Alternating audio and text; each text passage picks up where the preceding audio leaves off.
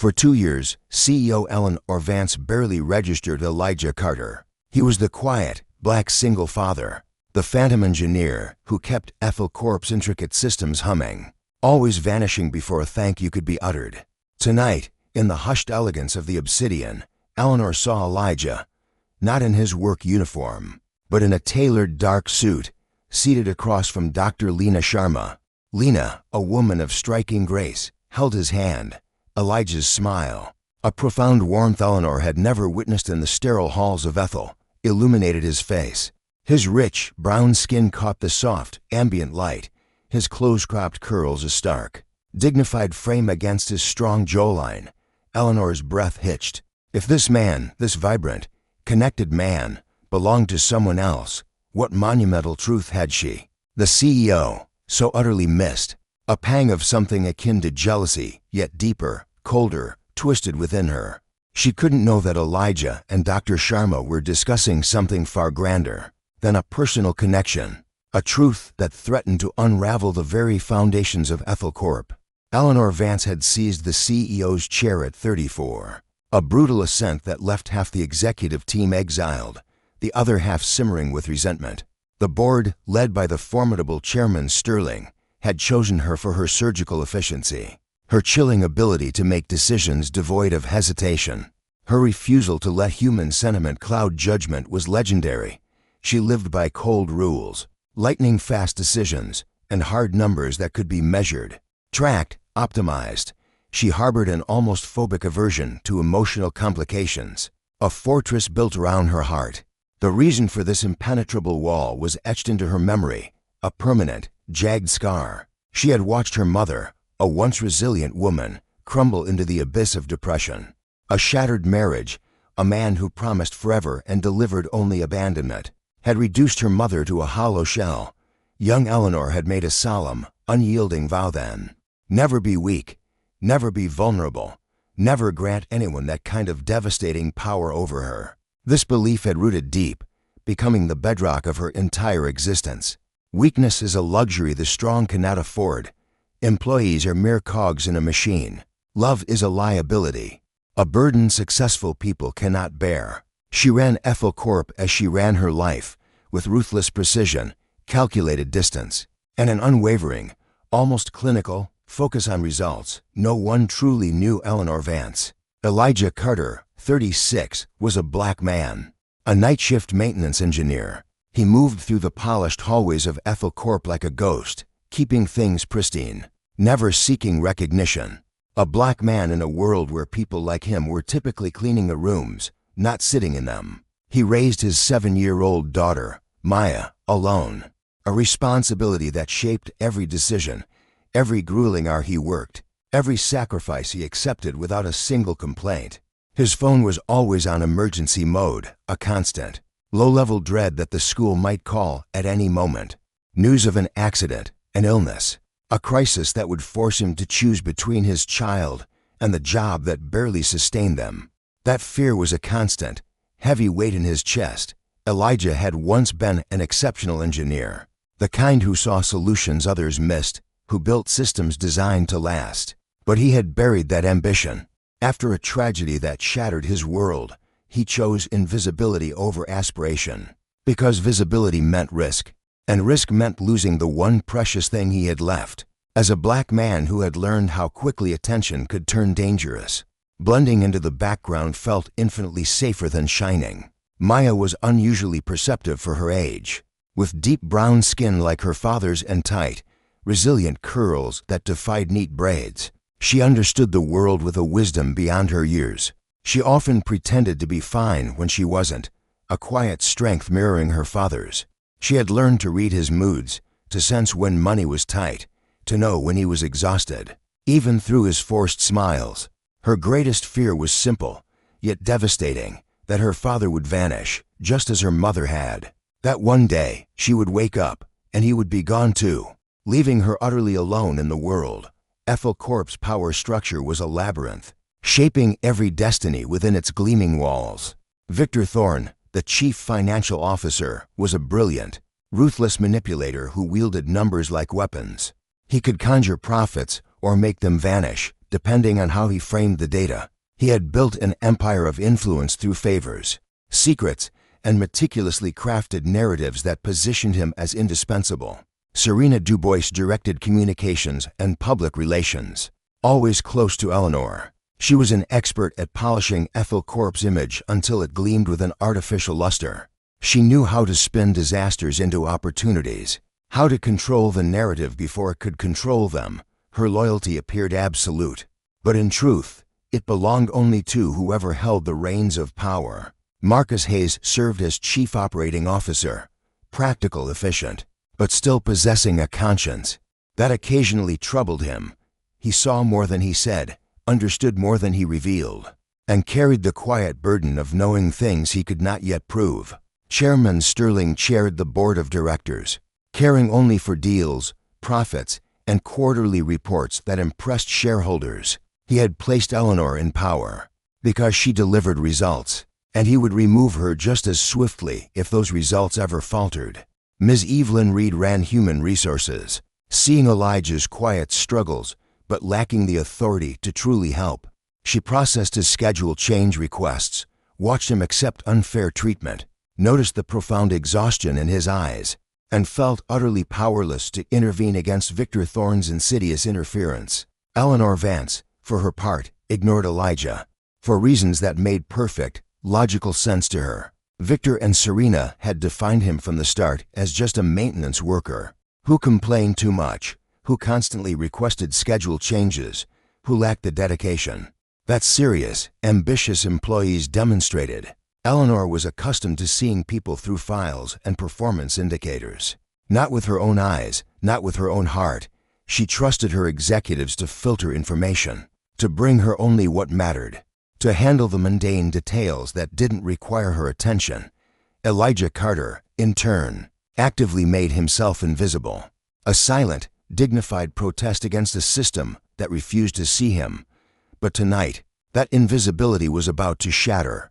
He guarded his private life fiercely, a fortress built around his daughter, Lena. Attention meant scrutiny. Scrutiny meant questions, and questions meant revealing vulnerabilities that could be exploited. Elias had learned this lesson through bitter experience. There was a ghost in the HR system, a file locked away, tagged confidential and restricted. The approval signature belonged to Mr. Sterling, dated years ago, from a time when Elias was a different man, before tragedy had reshaped his world. Elias had saved Viridian Dynamics more times than anyone knew, performing quiet miracles in the shadows while others basked in the spotlight. The night the data warehouse went dark, during a critical backup cycle, he ran alone to the technical floor, a solitary figure against the looming disaster. He worked in darkness, guided only by his phone's flashlight and an encyclopedic knowledge of every wire, every circuit, every potential failure point. He saved 6 months of irreplaceable data, and no one knew his name when the executive elevator jammed. Trapping a group of senior leaders, Eleanor only noticed the lights flicker back on, heard the relieved murmurs, saw people stepping out safely. She never knew who fixed it, never asked who had climbed into the shaft, risking their own safety to manually release the brake, to ensure theirs. During a critical demonstration for global partners, a deal that could make or break a major contract, equipment malfunctioned 30 seconds before the presentation. Elias repaired it in 90 seconds flat, his hands steady and sure, before melting back behind the curtain, where he was expected to remain. The demonstration soared. Eleanor shook hands with the partners. Elias went back to checking inventory. Eleanor unconsciously expected everything to work smoothly. She took it for granted. The way people take air for granted, never noticing it until it's gone. The systems functioned because someone made them function. The building stood because someone maintained it. The daily operations continued because people like Elias showed up, doing the work nobody else wanted to do. Lena appeared indirectly in these moments, a spectral presence that shaped her father's choices. Elias requested schedule changes to pick up his daughter from school, to take her to doctor appointments, to be present for the parent-teacher conferences that meant the world to her. HR Director Amanda tried to process these requests with compassion, but Mr. Sterling dismissed the paperwork. marked it as low priority, suggesting that people who could not commit fully to their jobs should find other employment. Elias accepted unpaid overtime to avoid drawing attention, swallowing his pride because pride did not pay for groceries or rent, or the health insurance that kept Lena safe. He learned to ask for nothing, expect nothing, need nothing, becoming so invisible that even his name faded from memory. Serena planted seeds carefully, dropping comments to Eleanor over coffee, or during car rides between meetings. She told Eleanor not to worry about people like Elias, that they only caused trouble, that they viewed accommodations as weaknesses to exploit rather than necessities to balance. The message sank in through repetition, becoming an assumed truth, a silent prejudice. Marcus accidentally discovered a technical report bearing Elias's name while searching through archived files for something unrelated. The innovation described in the report was brilliant, the kind of forward-thinking solution that could save millions. But when Marcus checked the current version of the file, the author had changed. The finance department was now credited with the work. The original submission date had been altered. Elias's contribution had been erased as thoroughly as if he had never existed. Marcus said nothing yet, but he kept a copy of that report hidden in his personal files. The restaurant ambush happened on a night when Eleanor was meeting Otis and potential investors to discuss selling part of the company, a move that would bring in capital but dilute control. The setting was the Obsidian Lounge, elegant, upper class, exactly Eleanor's world, the kind of place where power brokers made deals over wine. That cost more than most people earned in a week. Almost everyone in the room looked the same, and seeing a black maintenance worker sitting like he belonged among them knocked something loose in her. And then she saw Elias belonging there, sitting at a table near the window, the city lights glittering behind him like a million shattered diamonds. The shock hit in 3 waves, each one dismantling assumptions she hadn't known she'd made. First, why is he here? It shattered her unexamined belief that maintenance workers stayed in maintenance worker spaces, that class lines were firm and uncrossable, that someone like Elias didn't dine at restaurants like this. Second, why is he dressed like that? Elias wore a dark suit, impeccably tailored, the fabric expensive and well-fitted, his posture calm and composed. He looked like he belonged, like he'd been born to rooms like this. And the cognitive dissonance made Eleanor's mind stutter. Third, who was the woman holding his hand? Sophia was beautiful in an understated way, elegant without trying, leaning close to speak in tones too low for Eleanor to hear. Their intimacy was obvious, comfortable, the kind that came from trust and time. Details made Eleanor feel genuine jealousy, a hot, uncomfortable emotion she wasn't accustomed to experiencing. Sophia leaned close and spoke softly. Her gaze, sharp and assessing, met his. Elijah Vance listened, a quiet intensity in his eyes, nodding with the profound dignity of a man finally being heard, valued, seen as an equal.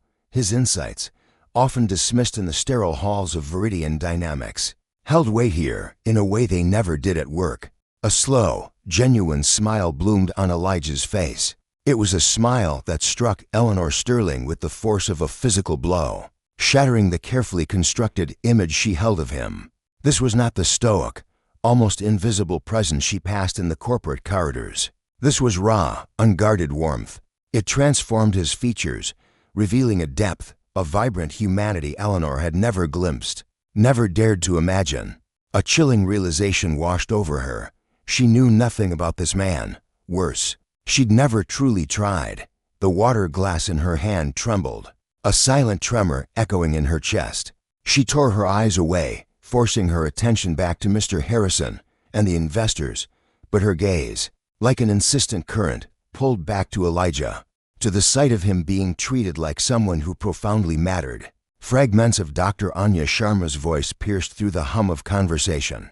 Tomorrow, if you sign these papers, Marcus Thorne will have nowhere to run. The words were a jarring discord. Marcus Thorne, her CFO, her trusted financial architect. What papers, what power did Elijah, a maintenance technician, hold that could threaten a man like Thorne? From that night forward, a new, almost obsessive focus seized Eleanor. She needed answers. What's that technician's name? she asked Serena the next morning, feigning a casual air. "The one who works nights." Serena, ever the corporate gatekeeper, deflected smoothly, attempting to steer the conversation towards more pressing matters. She suggested Eleanor's valuable mental energy shouldn't be wasted on lower-level employees, that delegation existed for a reason.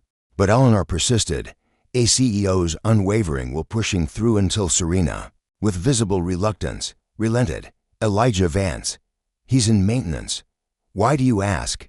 Eleanor didn't answer. Her mind was already a whirlwind of plans, calculations, and a dangerous, unexamined jealousy, acting on incomplete information and a potent mix of suspicion and pride. She summoned Elijah to her office. Under the guise of testing his capabilities, she assigned him projects designed to keep him visible, accountable, and late. Projects that required direct reports to her. The unspoken truth, she wanted him in her sight, away from Dr. Sharma, to prove to herself he was nothing more than an ordinary employee, perhaps lucky enough to have stumbled into a good suit and an expensive dinner. Elijah's response was logical, measured, and utterly deflating to her unstated hopes. He didn't flatter, didn't show fear, wasn't impressed by her sudden attention. He simply asked, "Will I be allowed to keep a schedule that lets me pick up Imani?" It was a reasonable request, a parent's fundamental need for accommodation. But Eleanor felt her pride sting, her ego bruised by his apparent indifference to her interests. She misread it entirely, assuming he was leveraging a new relationship, using his connection to this Dr. Sharma as a weapon against company policy. She didn't know yet how wrong she was. Marcus Thorne, with the instincts of a predator sensing weakness, seized the opportunity. He began to weave a narrative through carefully selected channels, whispering that Elijah was colluding with outsiders against Viridian Dynamics, suggesting he was selling proprietary information, becoming a security risk that demanded immediate attention. The rumors, insidious and viral, spread like a disease through the corporate ecosystem, murmured in break rooms, forwarded in encrypted messages, poisoning the well of trust. Eleanor, still trapped in her web of assumptions, asked Serena to investigate Dr. Sharma, find out who this woman is and what she wants. Serena smiled, a practiced, unreadable expression. "I know exactly how to handle this." Serena orchestrated a trap so meticulously clean it appeared to be pure coincidence. She arranged for Eleanor to accidentally witness Elijah, leaving the Viridian building with Dr. Sharma. The timing was flawless. Eleanor, returning from a lunch meeting, was positioned perfectly to observe what appeared to be a clandestine encounter.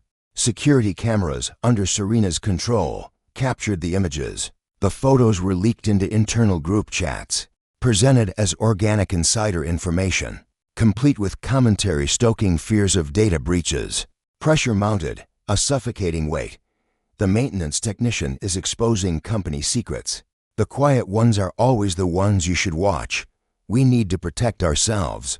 Eleanor made a decision. It was wrong, but chillingly consistent with her character, her training, her belief that control must be maintained at all costs. She summoned Elijah to a conference room. Mr. Davies and Ms. Chen, from legal and HR, were present, silent witnesses. The atmosphere was glacial, establishing a formal tone, creating an official record. Her voice was ice when she spoke. "Explain your relationship with Dr. Sharma." Elijah's expression remained impassive, but a flicker, a spark of something unyielding, ignited in his eyes. "Are you selling information, Mr. Vance?" The accusation hung in the air, a toxic cloud. Elijah felt the insult, not just from the words, but from what they revealed about Eleanor. How little she thought of him, how swiftly she assumed the worst, how thoroughly she judged him without evidence or trial, how easily a black man in his position could be transformed into a convenient suspect. He didn't beg, he didn't defend. His voice, quiet and steady, cut through the tension. "I work here because my daughter needs health insurance." It was the simple, unvarnished truth, not a plea, not an excuse, but the profound reason he endured disrespect, invisibility, and unjust suspicion. Imani needed medical coverage. That need, fierce and absolute, outweighed his pride, his dignity, everything. Eleanor, still encased in her corporate armor, did not soften her tone. Not yet. Her voice, sharp as a diamond, cut through the boardroom's silence. "His refusal to bend only fuels my resolve. From this moment, you adhere to my schedule, my demands. No exceptions, no special treatment." Vivian Thorne's ultimatum hung heavy in the air. "If you cannot commit fully to Thorne Innovations, perhaps you should reconsider your employment." The message was crystal clear: absolute submission or immediate departure. Elijah Vance met Vivian's gaze, a profound clarity dawning in his eyes. He saw her, truly, for the first time, a woman who would never perceive him as anything more than a resource to be managed or a problem to be eradicated. In that instant, his choice was made. "You never truly saw who I was." Elijah's voice was a quiet thunder. "But now you presume to dictate how I live." He reached into his jacket, pulling out a single, crisp sheet of paper. It was already prepared, already signed, his resignation. He laid it deliberately on the polished conference table, a stark white flag of defiance between them. Effective immediately, Elijah turned and walked out, the echo of his footsteps the only response needed, leaving Vivian Thorne staring at the paper.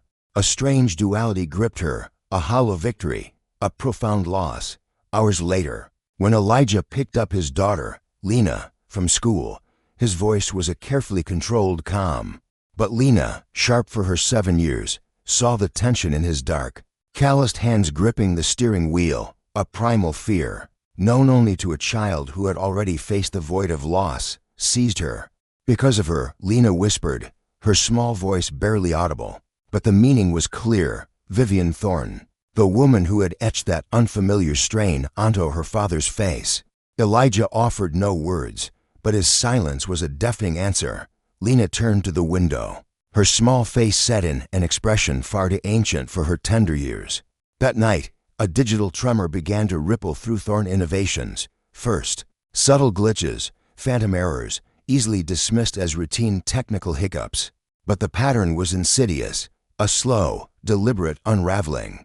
It was as if an unseen hand was meticulously dismantling the company's digital safeguards. Piece by agonizing piece, the machinery of Thorne Innovations was being steered, inexorably, towards a catastrophic collapse. For the first time in her meticulously structured life, Vivian Thorne acted on raw instinct, not as a CEO executing a strategy, but as a human being driven by an unsettling need. She drove herself to Elijah's neighborhood, alone, unannounced, with no plan beyond a desperate urge to understand, to see what she had so profoundly missed. She found him carrying Lena up the worn stairs of an apartment building that had seen decades of life, its paint faded, its hallways redolent with the ghosts of old meals and cheaper dreams. Through the street-facing windows, she saw their unit, small, but radiating warmth and cleanliness. Books lined shelves, Lena's vibrant drawings adorned the refrigerator. A life built not on wealth, but on the bedrock of love. A framed photograph on a side table captured Elijah in happier days, a radiant smile beside a woman whose eyes were Lena's own. Then, Dr. Anya Sharma appeared at the door, a briefcase clutched in her hand, brimming with documents. Vivian watched from her car, a spy in her own unfolding drama, feeling ridiculous, obsessed, yet utterly unable to tear her gaze away. There was no romantic embrace, no hint of intimacy or passion. Only papers spread across a small kitchen table, appointments discussed in hushed, professional tones, reports reviewed with the intense focus of people united by a singular, urgent purpose. Vivian crept closer, melting into the shadows, straining to catch fragments of conversation through the partially open window. Dr. Sharma's voice was low, urgent. "If you withdraw your testimony, Marcus Sterling wins. He'll bury the evidence, restructure the shell companies, and hundreds will lose their livelihoods. He'll asset strip Thorne Innovations for personal gain." Elijah glanced at Lena, coloring peacefully at the table, blissfully unaware of the storm brewing around her. His voice was heavy, weighted with past burdens. "I have endured enough humiliation. I will not let my daughter grow up in a world built on lies." The earth beneath Vivian's feet seemed to buckle. Understanding crashed over her in a tidal wave. Each revelation a brutal blow. Dr. Sharma wasn't a lover. She was a lawyer, an internal auditor, secretly hired by an external force to investigate the labyrinthine financial irregularities within Thorne Innovations. Her mission: to expose Marcus Sterling's financial manipulation, his intellectual property theft, his schemes that threatened to dismantle the very company Vivian had sacrificed everything to lead. Elijah Vance was the key witness. His technical genius had been stolen, his innovations credited to others, his contributions systematically erased while the profits they generated enriched those who had done nothing. He had kept everything: documents, emails, timestamps, code embedded with his unique signature, a digital breadcrumb trail only he would know to follow. The woman Vivian had been consumed by jealousy over wasn't a romantic rival. She was the architect of justice, the one who could expose Vivian's own CFO, unmask the corruption festering at the highest echelons, and save Thorne Innovations from internal sabotage. And Vivian, in her blindness, had driven away the one man who held the truth. The next morning, Thorne Innovations was a disaster unfolding in slow motion. The company's warehouse and coordination systems suffered cascading failures, each collapse triggering another in a horrifying chain reaction. Orders vanished into the ether, shipments were wildly misdirected. The inventory management system displayed numbers that defied all logic. A multi-million-dollar contract, poised for signing that afternoon, now hung by a thread. Delivery schedules impossible to guarantee. Marcus Sterling, ever the consummate actor, appeared in the executive suite, his face a mask of concerned professionalism, his suggestions laced with insidious poison. He blamed the weak technical department, the lack of proper oversight, the failure to invest in robust systems. He implied, with perfect deniability, that Elijah Vance had quit at a suspiciously convenient time. "There must be a deeper problem we didn't foresee," he murmured. Planting the seed of suspicion, Elijah had sabotaged the systems before his departure, covering his tracks, leaving chaos in his wake. Vivian felt the walls closing in, trapped by circumstances spiraling beyond her control. Her phone buzzed. Otis, the board chairman, his voice tight with fury and disappointment. "If this contract fails, Vivian, everything we've built." His words trailed off, the unspoken threat hanging heavy in the air. To save the Unity hub from a calculated internal sabotage. But Alara, blinded by pressure, had unjustly pushed away Kian, the very architect of its digital soul, the only one who truly understood its intricate heart. The dawn broke not with light, but with a chilling premonition. The Unity hub's vital arteries, its warehouse logistics, its intricate coordination systems, began to seize, one by one, a catastrophe long brewing in the shadows. A terrifying domino effect unfolded, each failure a tremor, then an earthquake, ripping through the network, severing connections, plunging the entire operation into disarray. Essential orders vanished into the digital ether. Life-saving shipments were rerouted to nowhere. The inventory, once a beacon of precision, now screamed impossible, contradictory numbers. A digital phantom limb. Every data point was a lie, and with it, the lifeline contract, millions poised to secure the hub's future, to feed and shelter thousands, now hung by a thread, ready to snap. Because in this maelstrom of uncertainty, no one could guarantee a single delivery. Then, like a serpent slithering into the garden, Victor appeared in the executive suite, his performance chillingly flawless, his face a mask of feigned concern, his voice laced with helpful suggestions. He began to weave his insidious narrative. He pointed fingers at the weak technical department, at the lax oversight that allowed such chaos. He decried the failure to invest in robust systems, a convenient truth twisted into a weapon.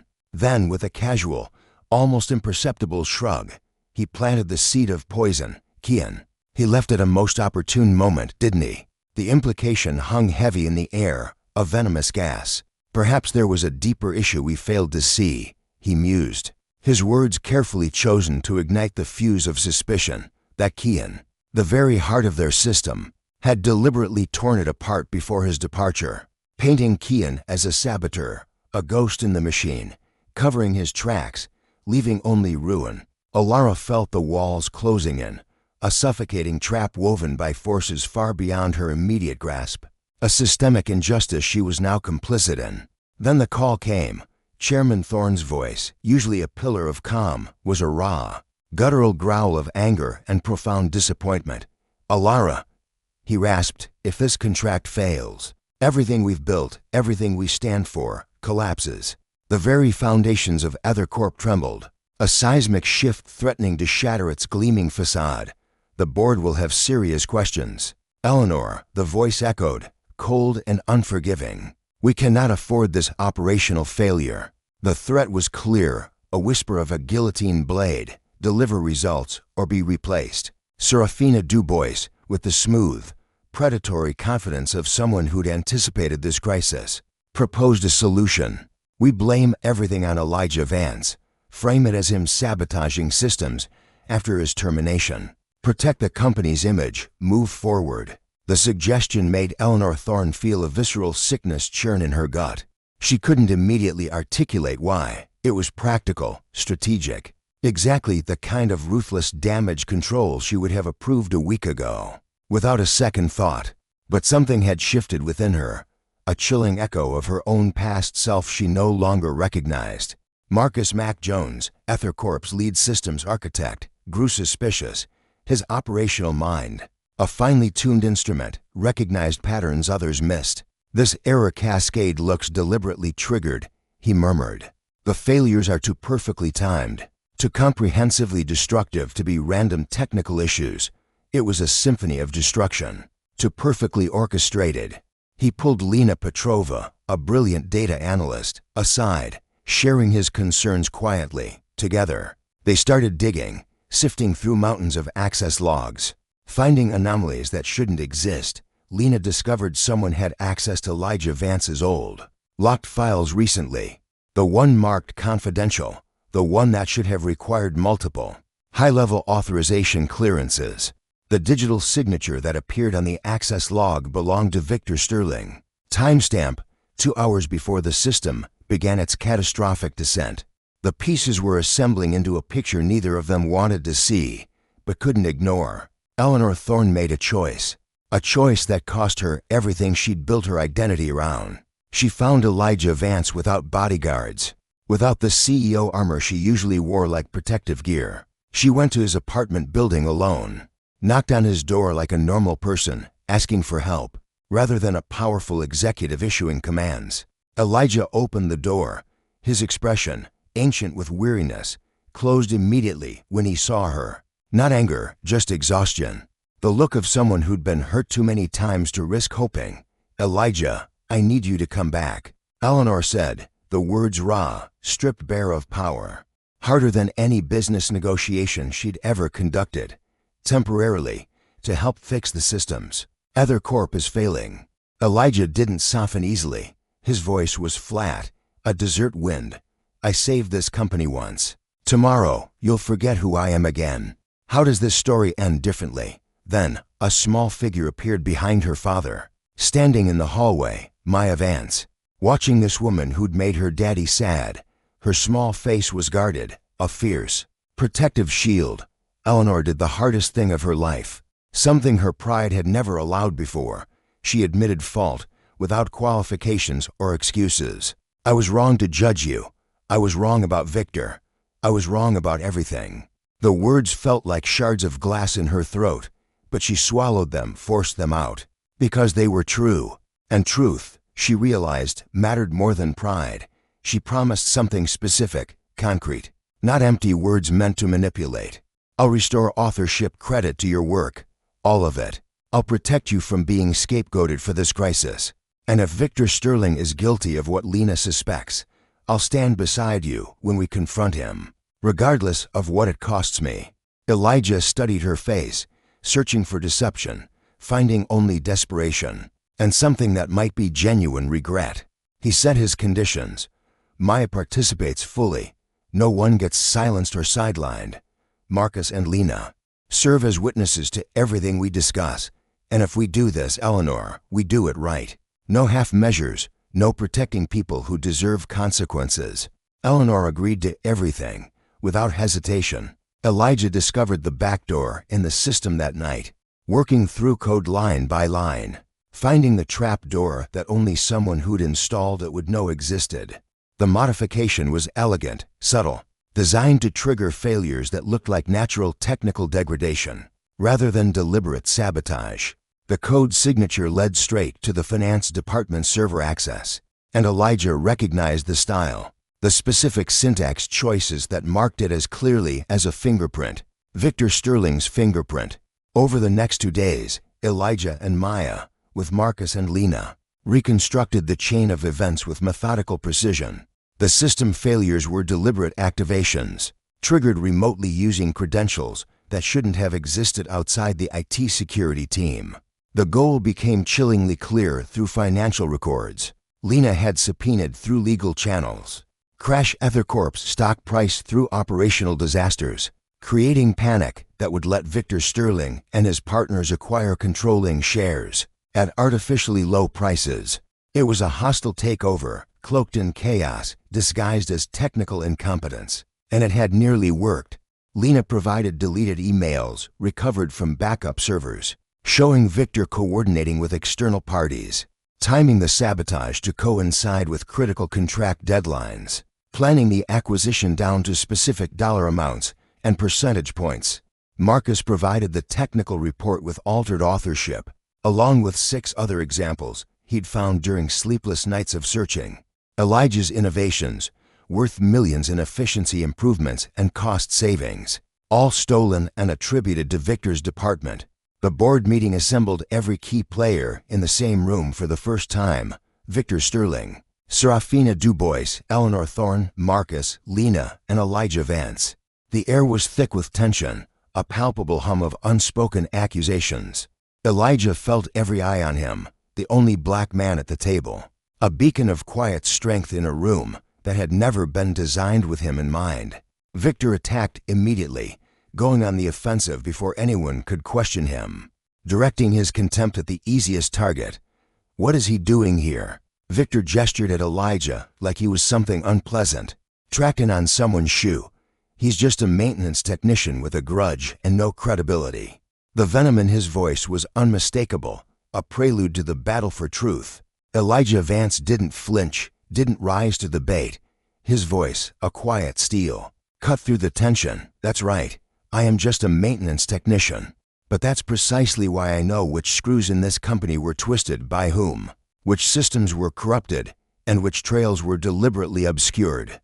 Then, Serafina Cruz stepped forward, a beacon of calm professionalism, and began presenting evidence.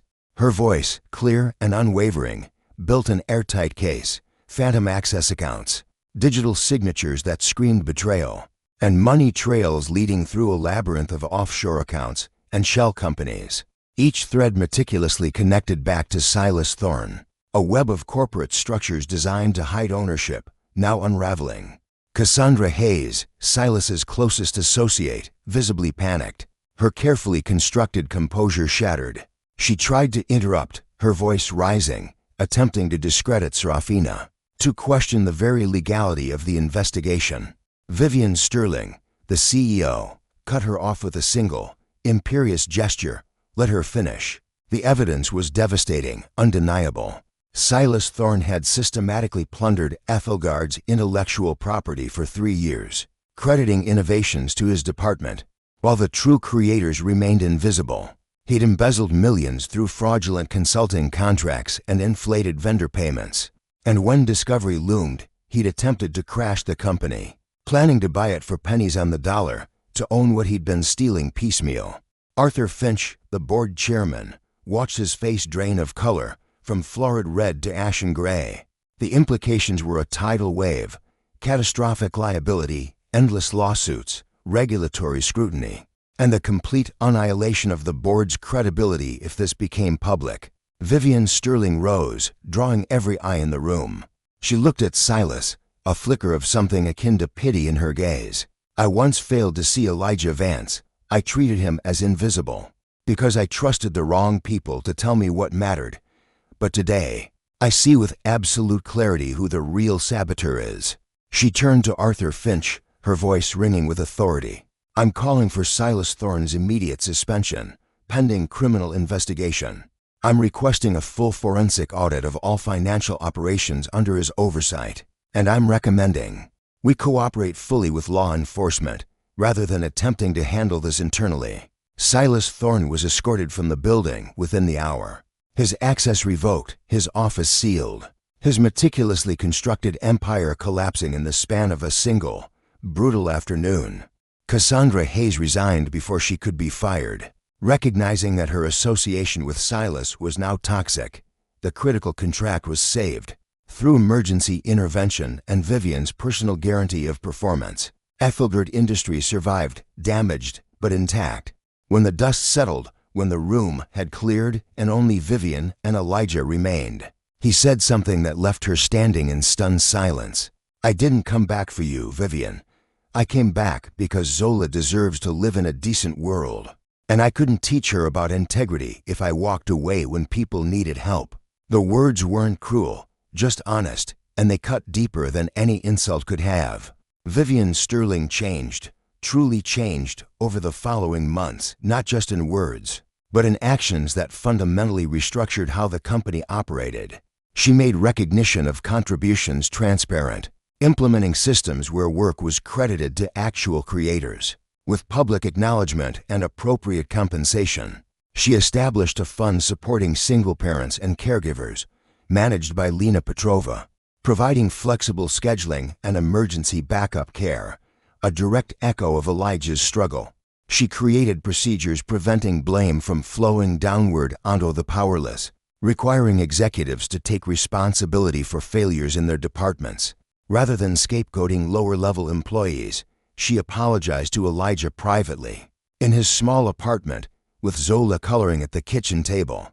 Not to be forgiven, but to return his dignity, to acknowledge specifically how she'd failed him, and what she was doing differently.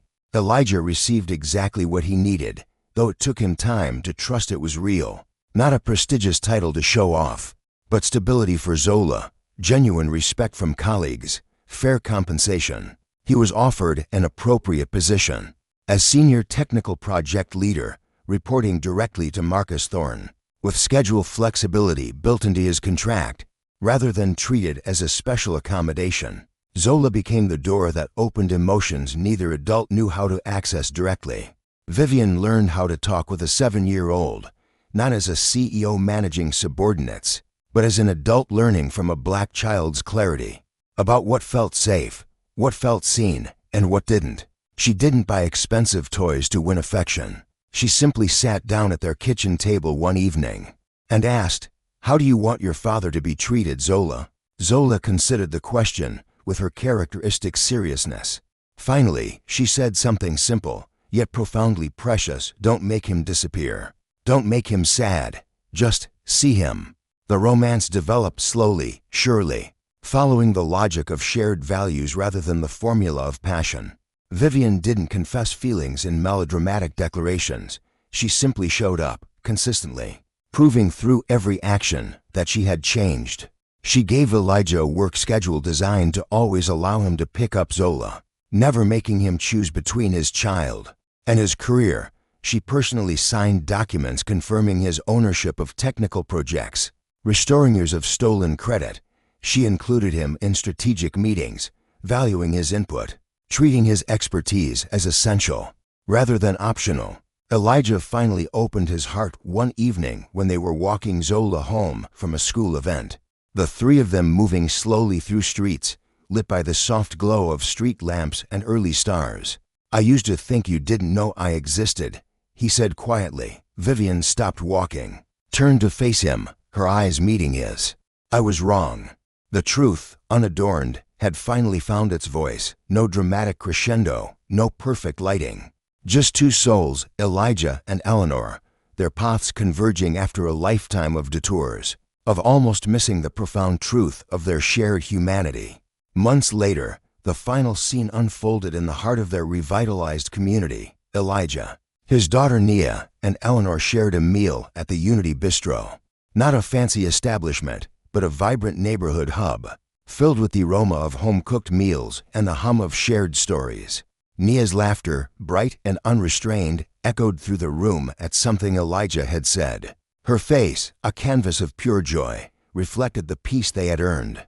Elijah's own laughter, a deep, resonant sound of freedom, mingled with hers. Eleanor watched them both, not with the calculating gaze of a corporate titan, not analyzing, not strategizing, not maintaining the cold distance of power. She watched with the softened eyes of a woman who had finally learned to cherish what truly mattered, that love, built on respect and shared struggle, outlasted any empire built on control or fear. She reached across the table and took Elijah's hand. He squeezed back, a silent promise, holding on, choosing them, choosing hope, choosing a future built on justice.